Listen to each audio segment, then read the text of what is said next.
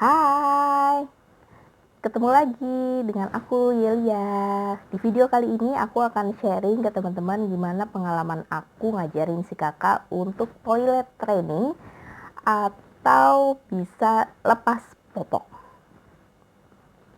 Nah, sekarang si kakak ini udah usia 2 tahun 3 bulan dan di 2 tahun 3 bulan ini alhamdulillah si kakak udah bisa benar-benar lepas popok. Nah, gimana sih caranya? Jadi awalnya aku minta pendapat atau masukan dari orang tua dan dari saudara-saudara gimana sih caranya untuk ngajarin anak toilet training. Dari berbagai masukan, nah ini dia yang bisa aku terapin ke anakku. Jadi, untuk pertama kali kita harus mastiin kalau ibu dan anak itu benar-benar siap. Ibu harus siap dengan segala konsekuensi yang ada. Contoh, ketika anak pipis sembarangan, itu ibu harus siap dengan konsekuensinya seperti itu. Dan si anak juga harus siap, Bun. Siapnya gimana sih? Nah, kalau aku lihatnya ketika anak sudah bisa berbicara atau minta untuk pipis atau minta untuk pup, dan ketika anak sudah mulai bisa pup di kamar mandi gitu ya, itu tanda-tanda anak sudah siap untuk toilet training. Nah, sebenarnya dari usia belum 2 tahun si kakak tuh udah mulai bisa pup di kamar mandi, tapi waktu itu bilangnya adalah pipis. Jadi dia mau pup tapi bilangnya itu pipis. Nah, setelah 2 tahun dia udah bisa bilang pup gitu. Jadi kalau dia mau pup ya bilang pup. Nah, mulai dari situ aku udah mulai sedikit yakin kalau sebenarnya nih anak udah siap untuk toilet training pipis di toilet gitu ya. Jadi aku mutusin untuk waktu itu di awal tahun 2020 aku mulai ngajarin si kakak ini untuk pipis sebelum tidur gitu. Dan dia tetap masih pakai popok dan segala macam, tapi aku sudah mulai biasain dia untuk pipis sebelum tidur gitu, Bun. Jadi ketika dia pipis pun di popok ketika tidur, ya aku nggak apa-apa waktu itu ya, karena aku bener-bener juga belum siap dan aku baru merhatiin aja si anak ini rasanya sih sudah siap gitu. Nah, ketika aku sudah mulai merasa siap banget itu ketika kakak usia 2 tahun 3 sebelum dari 2 tahun 3 bulan.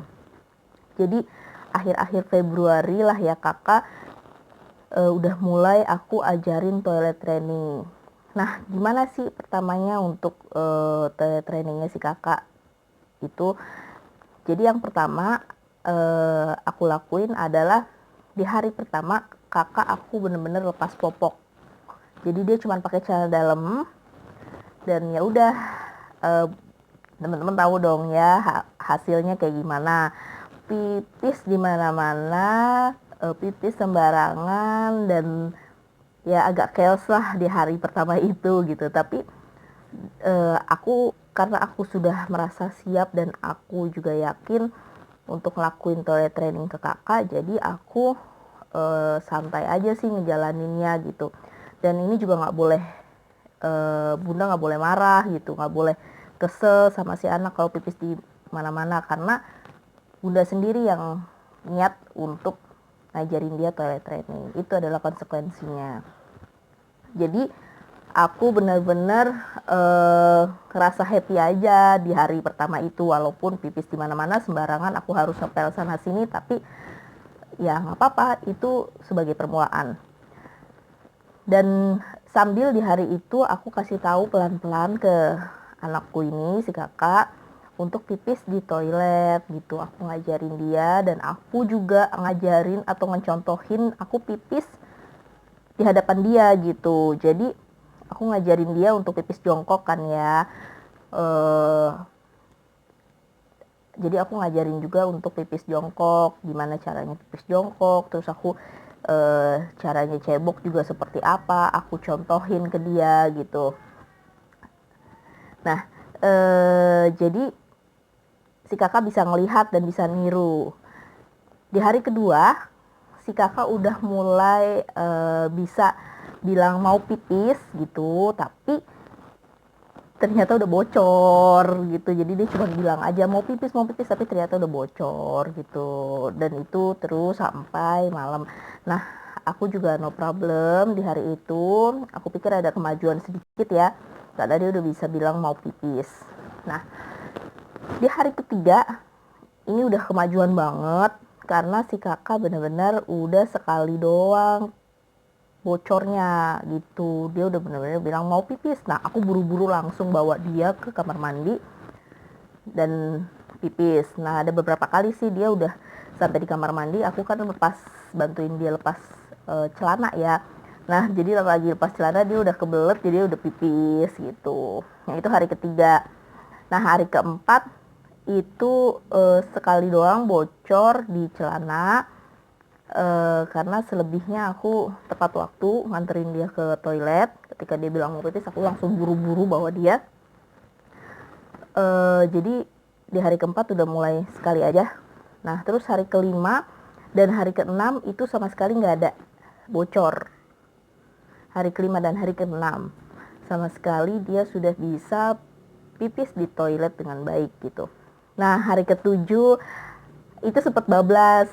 Jadi sekali dia pipis di celana karena dia keasikan nonton, jadi dia lupa gitu, karena keasikan nonton kali ya, dia lupa untuk bilang pipis, alhasil dia pipis di celana gitu.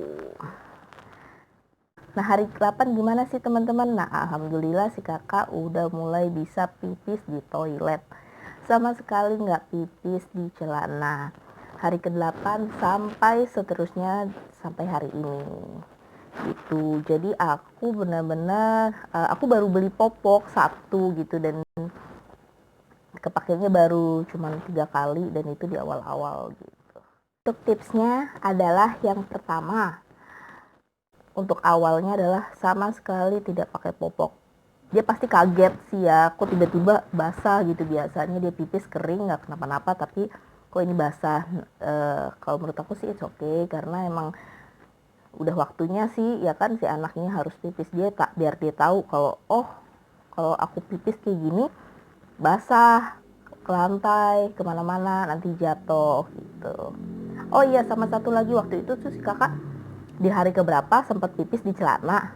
Nah, dia kepleset gitu sama pipisnya itu. Jadi mulai dari situ kayaknya dia udah agak ketanam di sini kalau aku nggak boleh pipis, di lantai gitu, nggak boleh pipis sembarangan karena nanti aku bisa kepleset gitu. Oke, tips yang kedua adalah biasakan anak untuk pipis sebelum tidur, baik itu tidur siang ataupun tidur malam. Ajak dia untuk pipis di kamar mandi supaya dia terbiasa untuk tidak pipis ketika tidur gitu. Nah, yang ketiga adalah aku juga nggak pakein kakak popok ketika bobo siang gitu. Nah, supaya nggak worry aku dia pipis di celana terus nembus ke kasur, jadi kasurnya itu aku perlakin dan aku kasih kain gitu, supaya ketika dia misalnya pun dia pipis ketika tidur itu nggak bocor ke kasur. Nah, yang selanjutnya adalah sering ajak anak untuk ke toilet untuk pipis gitu. Kalau aku sih sering banget, jadi setiap setengah jam aku selalu ajakin dia, selalu bilang, kakak mau pipis nggak, kakak kalau mau pipis bilang ya, kakak mau pipis nggak, kakak bener ya kalau mau pipis bilang, nggak boleh di celana, nanti berceceran ke lantai, nanti kakak jatuh lagi. Aku dengan alasan seperti itu karena emang waktu itu dia sempat kepleset jatuh karena pipisnya gitu. Jadi aku selalu bilang kayak gitu supaya dia tuh kerekam di otaknya ya.